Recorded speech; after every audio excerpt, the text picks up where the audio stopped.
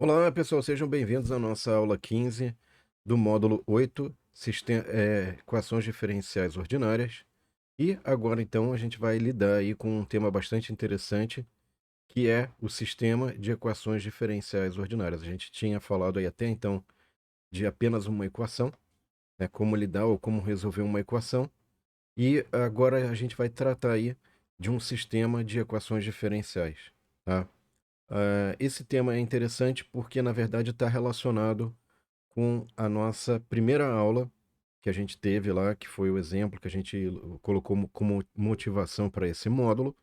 Se você não viu a primeira aula, vai aparecer um card aqui. A gente vai repassar alguns conceitos principais da aula 1 nesse vídeo, o suficiente para a gente poder fazer o programa em Python na próxima aula, tá? Ok, então, pessoal, o que que a gente vai fazer aqui, ó?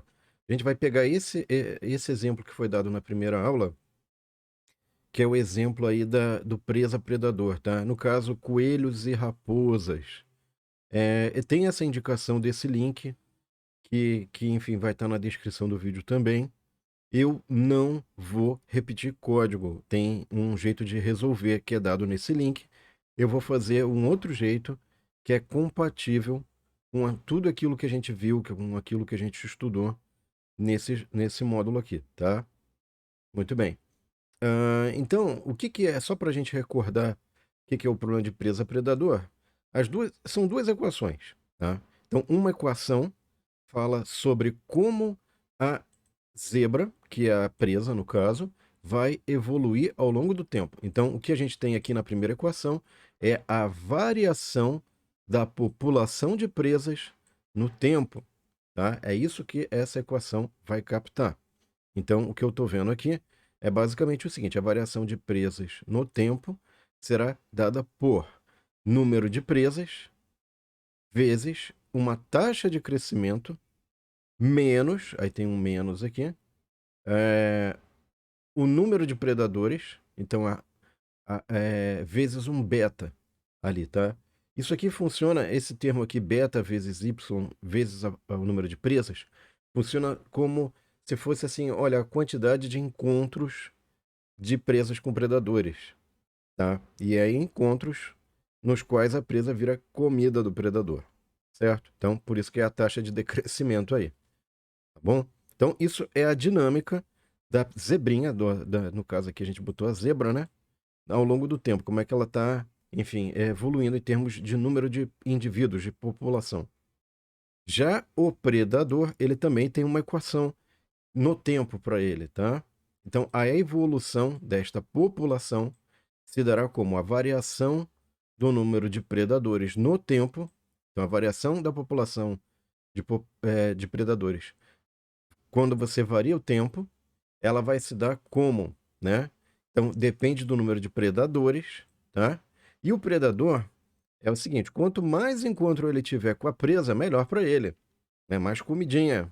Mais comidinha, ótimo. Então, mais probabilidade aí do predador, enfim, conseguir ter os seus filhinhos, alimentar a sua família, certo? Então, aqui a nossa famíliazinha de predadores aí bonitinhos, ok? São os leõezinhos. Enfim, então isso aqui, esse gama aqui, na verdade, esse delta, ele está associado a essa taxa de encontro entre presas e predadores, tá? Só frisar aqui que é diferente entre esse beta aqui, tá? A outra coisa importante, pessoal, é que eu tenho um gama, tá? E isso aqui é a taxa de decrescimento da população de predadores. Você vê que é uma proporção da quantidade de predadores. Então, quanto maior o número de predadores, essa taxa de decréscimo, gama, vai multiplicar conforme for maior a população de predadores, tá? Bom, então se a gente colocar tudo num sisteminha aqui, o que que a gente tem? A gente tem um problema de valor inicial, mas a gente não tem um problema de valor inicial com uma única equação. A gente tem, na verdade, duas equações aqui, tá? E o mais importante do que essas duas equações é que eu tenho valores iniciais. Então, é um problema de valor inicial, não é um valor de contorno, tá? E só que o problema de valor inicial nesse caso Você tem um x0 inicial, um valor inicial, daqui a pouco a gente vai atribuir um valor, tá? E você tem um y de x0 que é igual a y0, ou seja, você tem ali,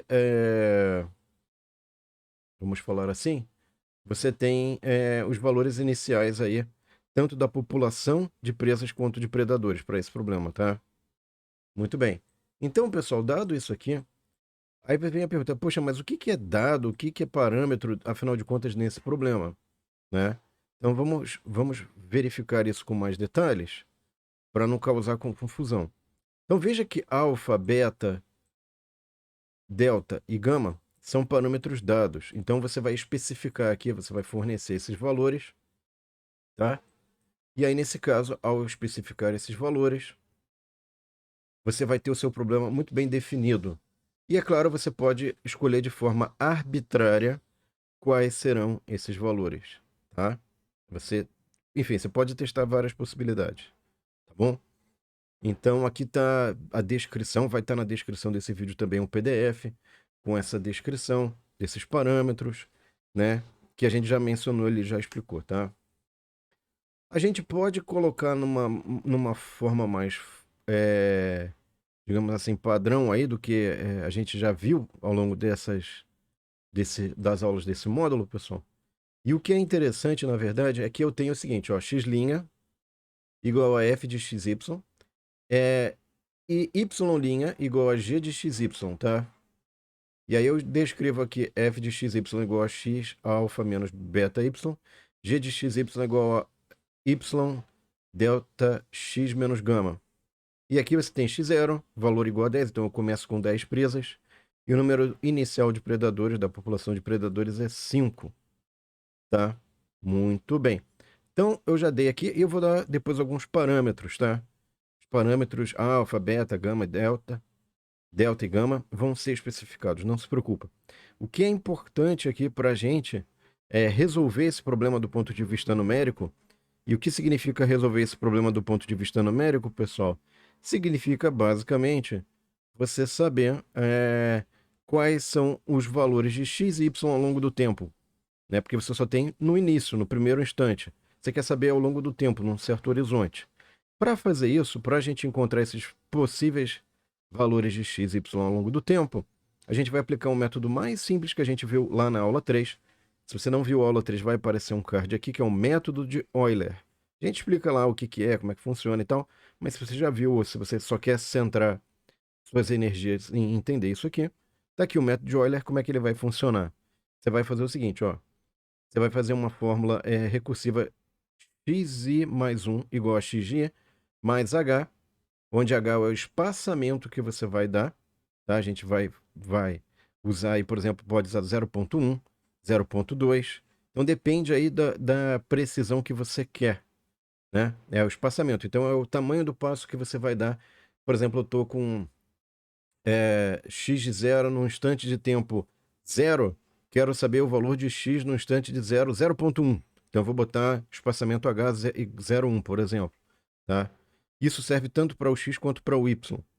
E esse f já está dado aqui, já foi especificado. Esse g já está dado aqui, já está especificado também. E aí é só aplicar, pessoal. Aqui eu estou fazendo a substituição, né? Na verdade, eu estou pegando aqui, ó. Esse é a definição tanto do f quanto do g está dada aqui, ó. E ao aplicar, eu vou imediatamente obter como que eu vou calcular, por exemplo, o x de 1. Para x de 1, eu vou fazer o seguinte, eu vou pegar o x de 0 mais h, tá? Então, o h nosso, como eu comentei, é o tamanho do passo que você quer, ou seja, qual é o próximo instante de tempo que você quer verificar o tamanho da população de presas e predadores, tá? E aí aqui você só joga os valores lá, x0, né? Isso aqui é dado.